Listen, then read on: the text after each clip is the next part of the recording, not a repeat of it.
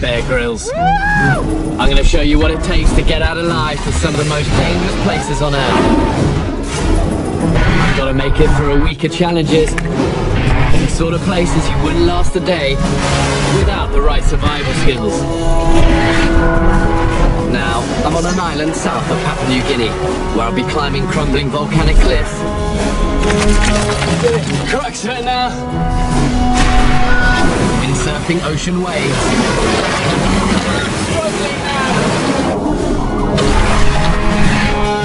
And squaring up to some serious sharks.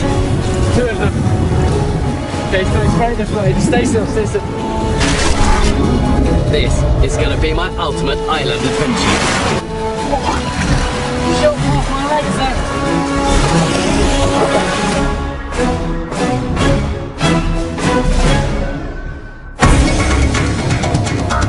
This is a Torres Strait, a strip of ocean between the northernmost tip of Australia and Papua New Guinea. It's over 25,000 square miles of treacherous currents, sandbanks and coral reefs. These are dangerous waters down here. They're full of tiger sharks, hammerheads and bull sharks. Not to mention the stingrays, moray eels and deadly jellyfish. You're gonna love it, eh? There are hundreds of islands out here. The vast majority are deserted. I'm heading for one of these unpopulated islands, and from a distance, it's an awesome sight.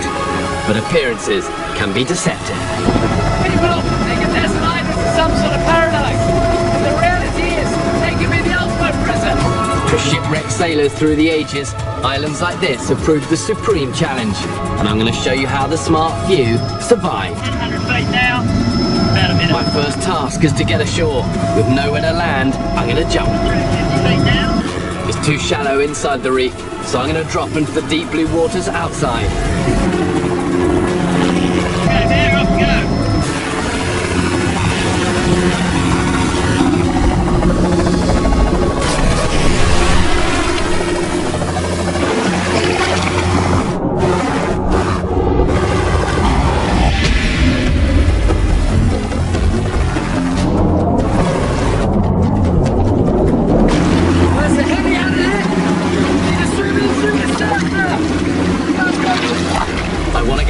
Dangerous deep water, but that means braving the waves that break over the shallow reef. There's only a few feet of water between me and the sharp coral reef beneath.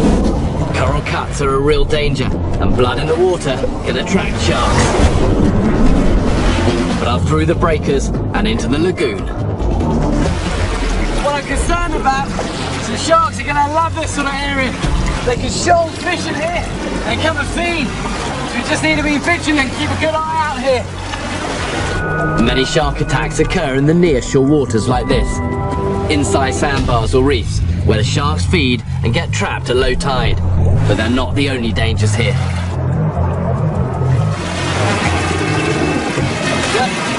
Blue bottle jellyfish. This comes from the same family as a Portuguese man of war, which can be deadly. And those can kill you in a couple of hours. You don't want to get stung by this guy. There's that blue tentacle you want to watch out for. You can't get out of this water. Since man took to the seas, maroon sailors have been washed ashore like this, exhausted and battered, but alive. Oh, it's a good feeling getting ashore, especially through those sort of breakers. And especially when you know you're not the only thing living in this water. There's a shark in the water just up the beach from where I came ashore. He's patrolling the shallows in search of food. Might easily have taken a chunk out of me. It's a close call, but I've got other priorities now. You know, the mistake people often make is they wait too long to take action towards their survival. You know, the time to act is when you're feeling strong and feeling fresh. For any desert island survivor, the priorities are protection, rescue, water and food. But first, orientate yourself and work out your options. Here, the way to do that is to get a bird's eye view of the island from its highest point. But look, there is a crack running straight up this, much narrower. Maybe have a chimney up that. It's about 100 feet to the top, and it looks like a challenging climb. Because from here it does look pretty darn sheer. It's also sharp, crumbly, and exposed. Okay. Climbs like this are best broken into sections and tackled one step at a time. The rock is hard on the hands and unpredictable underfoot. And it's proving hard to find reliable holds. Here I've got to stretch my limbs to the max to make any sort of progress. Ridiculously awkward, this bit.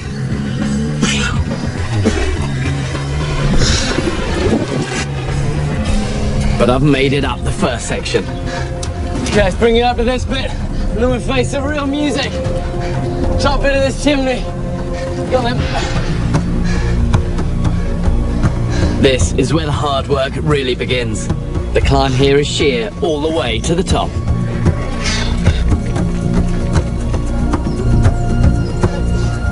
Getting to the crux of it now. One more hold up there. I might be able to reach it. This brittle rock requires special care and technique. Thing is, this is only climbable by making all the force go that way and that way. Start trying to pull on this, it's all just going to crumble.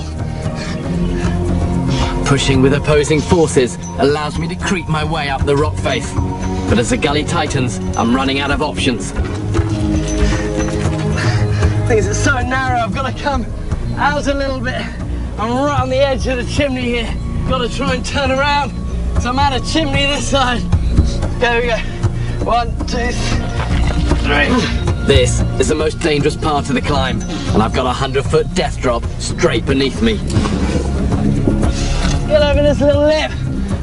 I'm up and away. 1, 2, 3.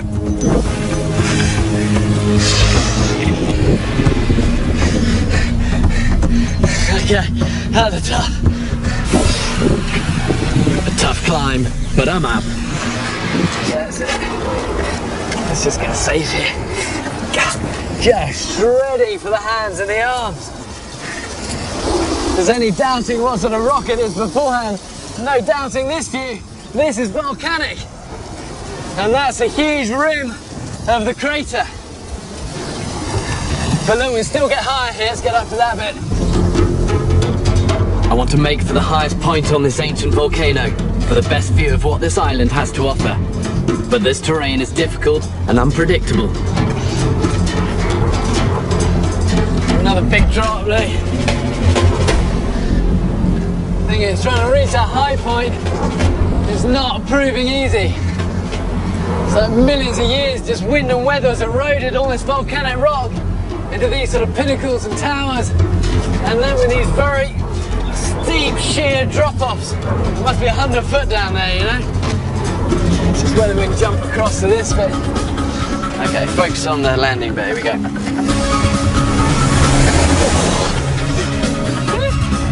Get my tooth cut, alright? Anyways, keep going.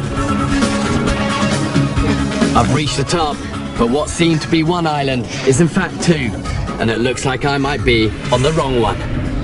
I reckon at one time, all of this would have been just one island. But you see now, it's separated by this stretch of water. Yeah, but that island's way bigger. It's going to have more resources on it. And as a survivor, your chances are going to be better over there. But there's a problem. Look, you can see a shark down there. Now, that's going to be the challenge of trying to cross this stretch of water. But you know, I reckon it's worth the risk. Okay, come on, let's get down to this. In my next challenge, I'm out in open water, surrounded by sharks. Two of them. Stay still, hold your nerve. Don't worry about that, let's just move, come on.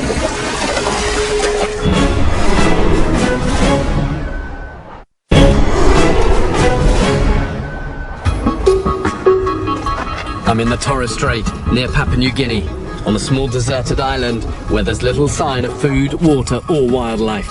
There's a larger island which promises more resources, but getting there means crossing a tidal channel full of sharks. Well, this is a bit of sand that I want to use. get across the other island. Thing is that there's sharks like this one here. All in this water, I'm seeing loads of these. And that's what I want to watch out for. This strait is a natural funnel for the shark's prey, which is why they're everywhere here. Before crossing, I have to take precautions. Let's get some sort of stick before we do this, come on. Driftwood pole will provide me with some protection. We're going to need this just to help us in the wind as well, with this current. Let's get into this. It's a tricky crossing of about 200 yards to the other island. The tide is on the turn, and I don't want to be trapped midstream in fast rising waters. I need you to stick really close to me on this. Good positive step, just get across it, alright? I need you to help me keep an eye on though. Some shark attacks occur in as little as 2 feet of water. Not far south of here in 2006, a woman was attacked and killed by 3 sharks in waist-deep water, only 15 yards from the beach. So it was shot past my legs then. Go on here, speed it up, get moving. Sharks lock onto the electromagnetic fields that all living creatures produce. The longer I'm in the water, the more likely I'll be detected. We're over halfway. Stay with me, we can make this. Less than 100 yards to go to safety, but suddenly there's something between me and the shore. Well, look, we've got a shark here. Just there. Okay, stay still, don't move. Stop panicking and thrashing around. Sends out a signal that you're vulnerable and you're potential prey. Best off to stand on your ground and let them swim by. But I'm in danger of being surrounded. 2 of them. Stay still, hold your hand.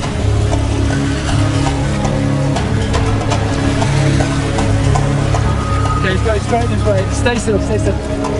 There's an 8-footer coming straight for me. This is no time to panic. But at the last moment, he turns away. That's my chance to get across. Don't worry about that, let's just move, come on. Stay with me.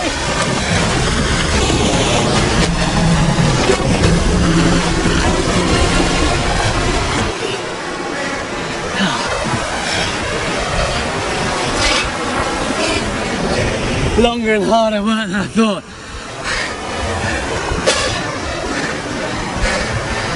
But we didn't get eaten by a shark. So that's good news. It's amazing, you get that sudden surge of adrenaline. Okay, good job. Let's go. Survival is about balancing risks with benefits, so that crossing will be worth it if this island offers more resources. And I'm off to a good start. Look, coconuts! And for the survivor, finding these, just a godsend. Now those are the ones I want though. The unripe, green or orangey ones. Challenge is trying to reach them. Unripe coconuts contain the most liquid, but you've got to know how to get them first. But basically, you're working with opposing forces. You're pushing with your feet and you're pulling with your hands. You get into a bit of a rhythm then. Another tip is to keep your feet as flat as possible against a tree for maximum grip. Okay, and then you kind of just want to twist them to get it off.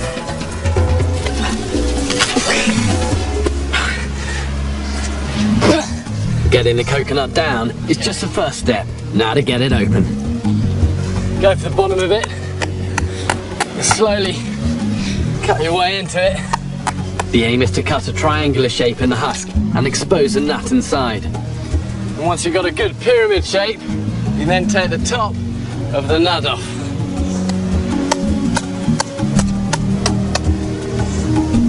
There you go. Scoop that out. The tender coconut seed contains water, which will mature into the milk and later into the white flesh or meat. Which is delicious. And then you got all of that water inside.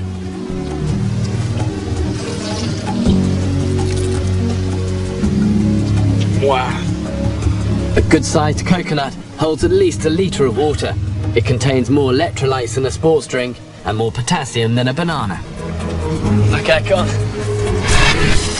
Next up, I'm carving out a camp and diving the depths of this desert island wilderness. Okay, ready for timber.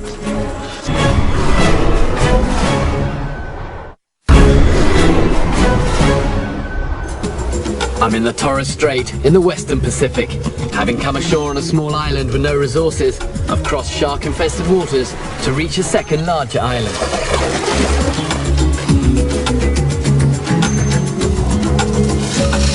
I'm now heading into the jungle interior of the island in the hope of finding more sources of food and water.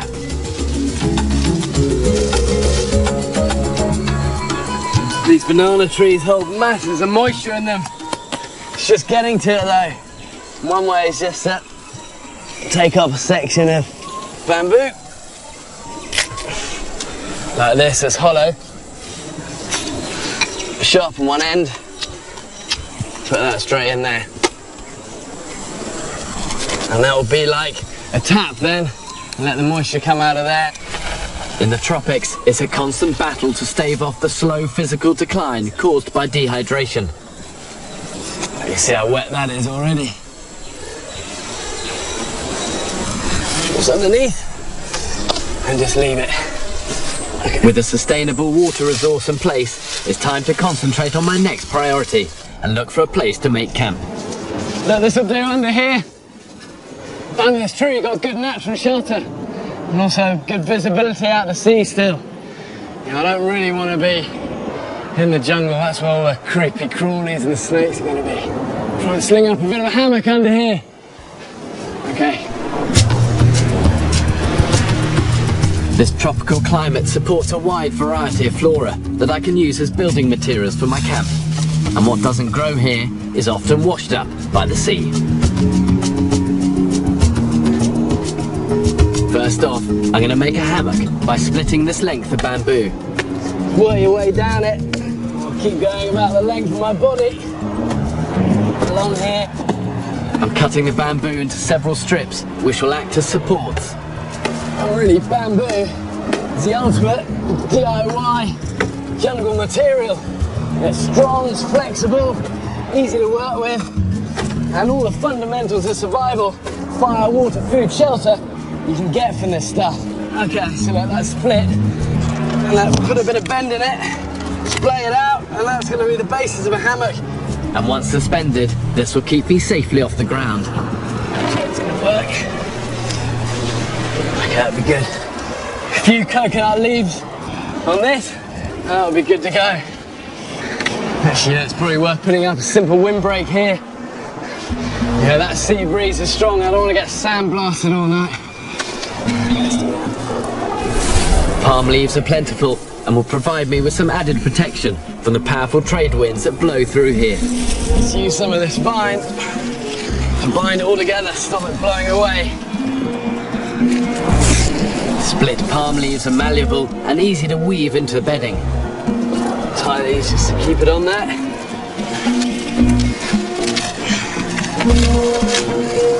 Okay, so I'm off the ground. Got a little bit of bedding as well. Good, shelter done. Now for my next survival priority, food. Stinking bit of fish carcass. Like when it just been munched by a shark, and then the carcass taken by the birds, dumped here, or just washed up in the high tide. A carcass like this is useful, full of bones that I can then make into a fishing hook. Island survival is all about ingenuity, turning the useless into the useful. Really sharp point to that. Attaching the sharp bone to a piece of carved bamboo with paracord makes an improvised hook, and with that, there's a chance of catching fresh fish. And then what you're left with is that. Load more line, and then let's go fishing. But first I need some live bait. And there's one quick way to get a sardine from these shallows. Yep, here we go. Throwing rocks into the water sends out shock waves, which stun but don't kill my bait fish. Okay, just First little sardine on the hook. And then we'll get it in. Okay, let's get this guy out. The waters around here are rich with sea life. Everything from 2-inch sardines to 20-foot sharks. Catching anything requires patience, but this is useful thinking time. And the brain is the most useful survival tool of them all. And yeah, this is a nice time of the day for me. The heat's gone out of the sun. And I've got time just to think things through and come up with a plan for tomorrow. There's an old Torres Island saying that the sea will provide, but at the moment, it's not providing for me.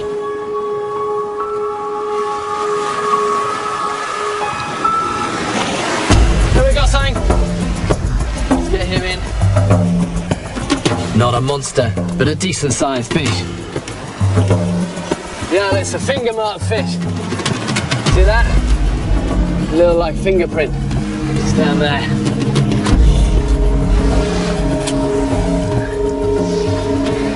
Good. We've got supper at last. I need fire to cook, and there's no shortage of fire lighting materials. Just these coconut husks. Always make good tinder. Fluff it up as much as you can. So it's really fibrous, a bit like a bird's nest. And then that should take a spark.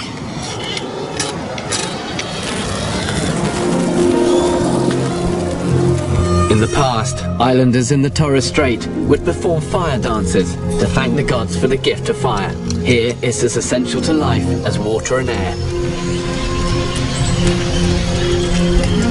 Okay, this should be cooked now. Fresh fish, the best possible proof that in the end the sea does provide.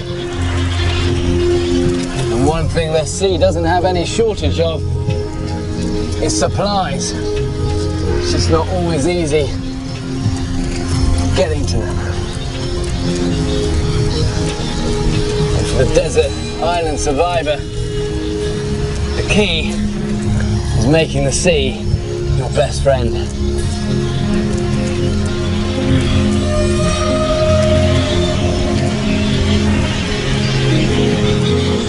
One thing I always try and do wherever I am in the world at night time is just to say my prayers for my family.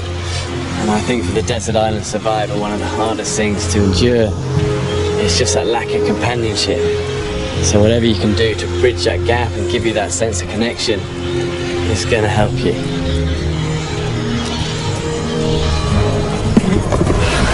In any survival situation, desperate times sometimes call for desperate measures. See if we can grab him actually when he comes through. Get that, we won't need to eat for a week.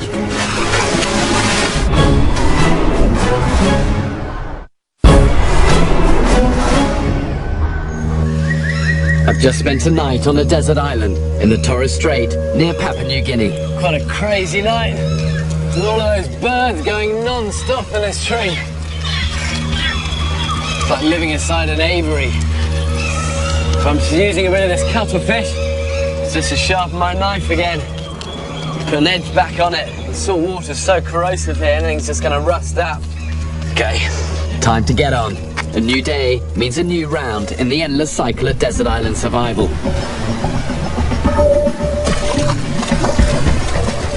There's a sea cave. Always worth checking these out. High tides bring all sorts of useful things into sea caves like this. This is old netting. There's a load of it. To cut some of this netting. Super useful stuff. So much I can do with that.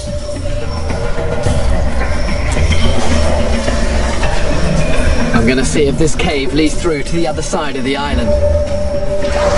There's water in here, which means this cave floods at high tide, and I don't want to get trapped. But now, I've got clear daylight to follow. There's an exit out here.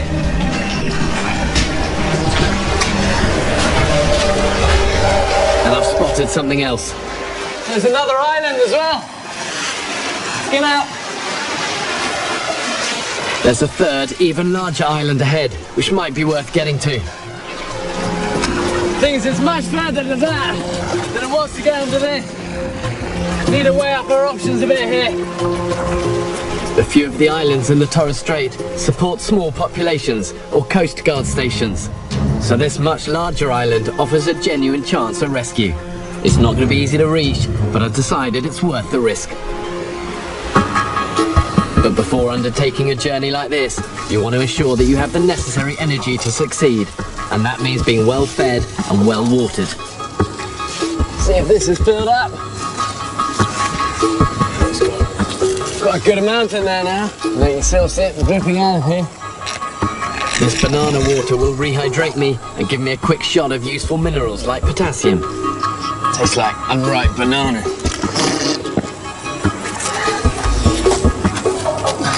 With a sustainable supply of water to return to, the next priority is food.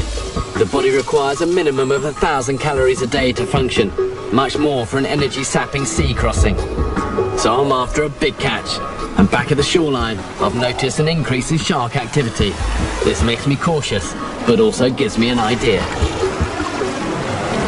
Just seeing a lot of fins around in the shallow lagoon here. I reckon if I can get hold of a shark that's small enough, I will be able to get it out and onto the bank. Shark meat is a good source of protein, but for a lone survivor, catching one is a difficult and highly dangerous option. Put a bit of bait out for them. Sea cucumber guts. Sea cucumbers are animals that feed on decaying marine matter, but the sharks aren't going for their innards. Time for bait plan B. They actually say that pee attracts sharks. The urine, see if that'll work better than the guts of a cucumber. Urine is a sign of distress in some sea mammals and might arouse the interest of nearby sharks. Keep an eye out. So actually look, there's one moving over there. Finally, a shark is coming into the shallow water and within my range.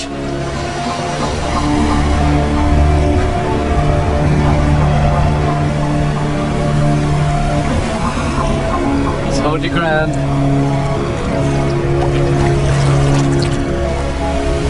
You'd never want to try this unless there was no other choice. I'm going to try to catch it by the tail. This guy's probably 7 foot long. But make one mistake and it could deliver a potentially lethal bite.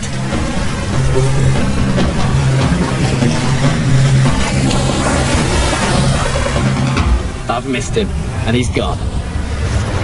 Man, that fast. Oh, this is hopeless. With a difficult and strength-sapping sea crossing ahead of me, there's still a need for high-energy food source. Time to move on and come up with a different plan. There's some trash washed up here. Always a good place to find that sort of thing. And the windward point of an island, all the wind and the waves and the weather, driving stuff up onto the rocks. Bottles always useful, look.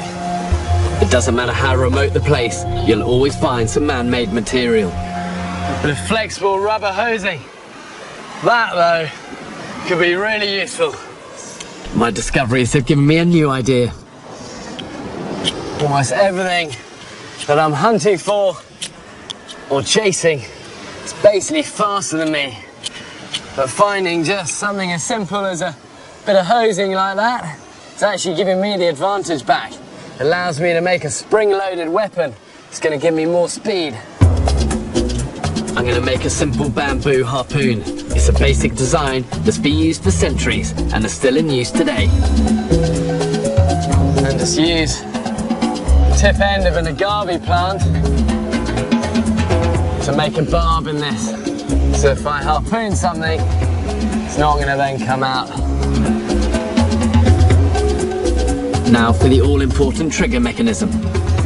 There's very little that you'll find in nature that has elasticity like that. And what this does, gives me back the advantage of speed.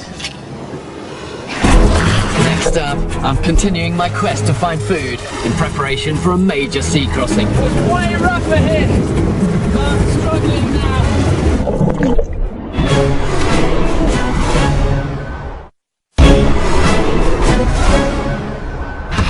I'm on an island in the Torres Strait, south of Papua New Guinea. There's a larger island on the horizon which offers hope of rescue. But before attempting a risky crossing, there's the issue of food. I'm on the lookout for the bigger fish that congregate near the reef. But without goggles, it's impossible to see clearly in salt water. So I've adapted a plastic bottle as a viewfinder.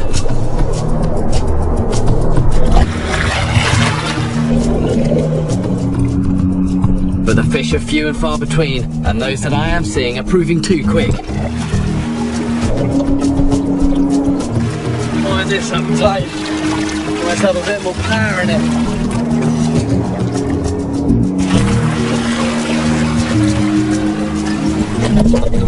Even with more power in my harpoon, I'm having no luck in choppy waters with limited visibility. Hang up. There's a couple of feelers just poking out from under that rock ledge. But I spotted something that might be an easier catch.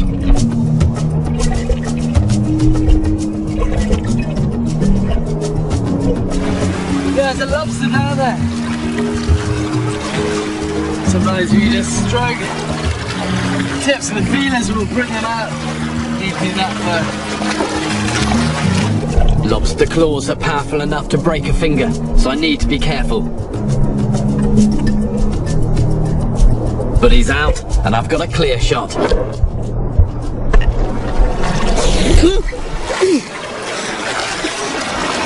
Right, straight between the eyes. Let's kill him straight off.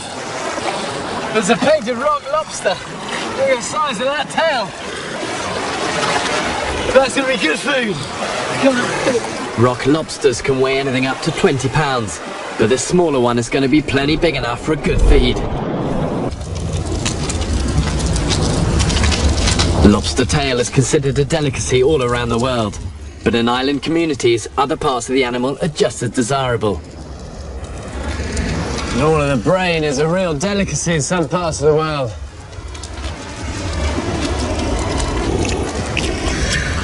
But I know where I want to go to. There. The tail. That's what I've been looking forward to. And on the basis that good survival is about keeping your morale up, this is good morale. Wow. With morale high and a full stomach, I'm fired up and ready to go for this crossing. But first, I'm going to need a serious raft. Never easy, is it? Bamboo! God! Right, sorry about that.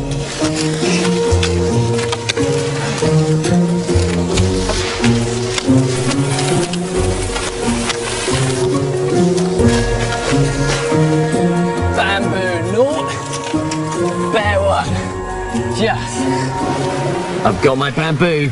My plan now is to build a design of raft that I've never attempted before. Okay, what I want to do is make like a windsurfer width, bit of central bamboos all tied together, and then just with a couple of outriggers on either side for stability. And then in the middle of this one, you can have one upright with like an improvised sail on it. Bamboo is perfect for building rafts. It's strong, doesn't absorb water, and most importantly, it's hollow, full of air, and super buoyant. What I'm trying to do here is just create these sort of holes through the bamboo.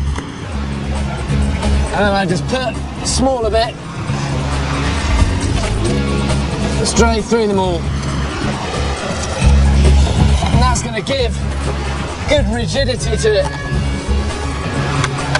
This raft needs to be strong, but it also needs to be big enough to support me in the sea swell. And just put the cross beams in here. Gonna be the support for both the outriggers. Let's tie that. And now for the all-important sail.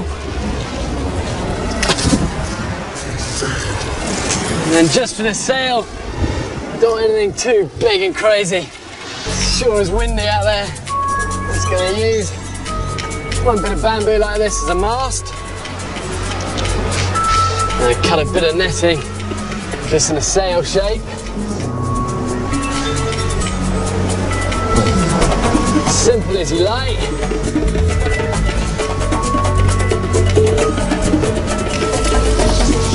And then into the actual netting weave. Just gonna lay some of these palms. Still gonna have a few holes in it, but that's gonna be okay. My sail needs to be controllable in these trade winds and the sudden storms that blow up here. Okay. And look, you see it's already catching the wind nicely. Almost ready to set sail. But for a crossing like this, you want provisions in case you stray off course. Beach almonds are good portable energy, and coconut water will keep me hydrated. Time to launch. The tide is high, but just starting to go out, so it should help me on my way. My raft is keeping me afloat and out of the water, and my improvised sail is doing its job. I can really feel the wind filling this, pulling against me. This is something I've never done before, this improvised little windsurfer. But it's working. But outside the reef, things are about to get a lot tougher. So I'm struggling now. Mars, come on.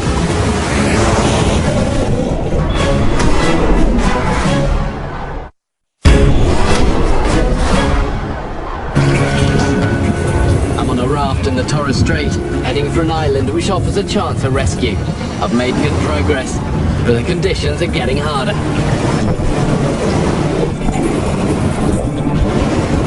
Right out beyond the reef there. It's way rougher here. See where the battle begins between the wind entry that way, the tide trying to sweep me that way. Recently, 3 local fishermen lost that battle. I spent 20 days adrift in this strait, only surviving by eating raw squid and drinking rainwater.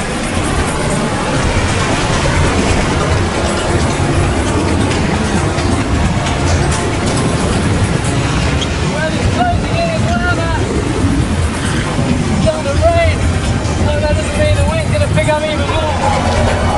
So I'm struggling now to control this thing. In the rougher seas and strengthening winds, it's proving far harder to stay upright.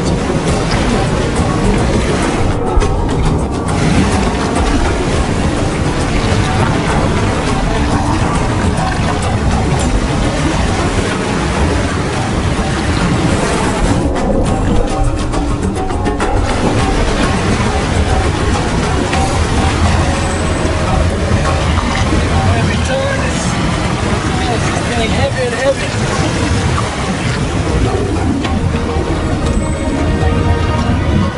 But visibility is getting worse, and I'm struggling to stay on course. See this mist is coming. The rain. Don't want to lose sight of that eye. Not far to go now, but as I approach a reef surrounding the island, disaster strikes.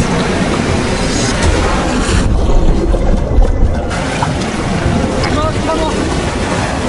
Things you never want to let go of your raft. My sails detached from the raft. I can't reach it. You stay with the raft. Just hold the current.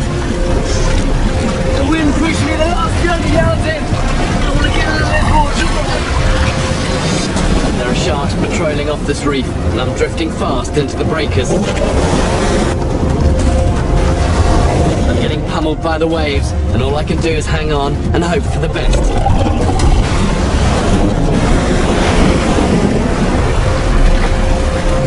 But I'm over the reef, shattered, battered and bruised, but I've made it.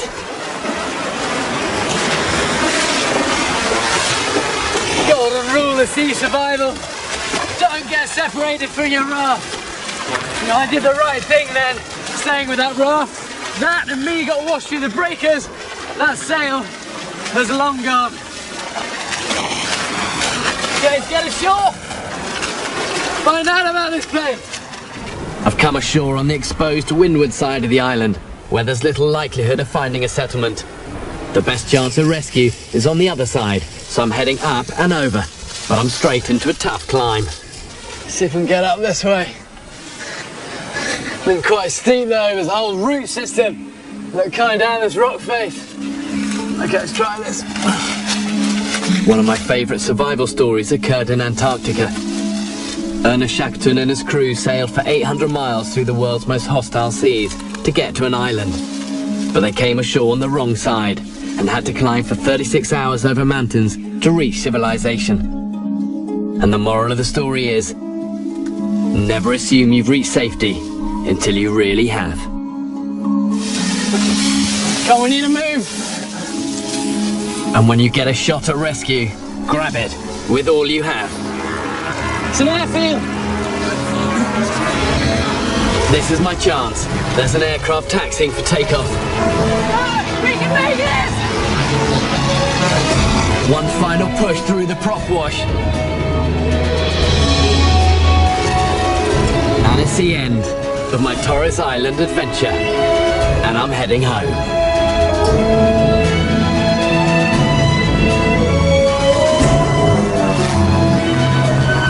To see more great moments from the show, visit discovery.com/man vs. wild.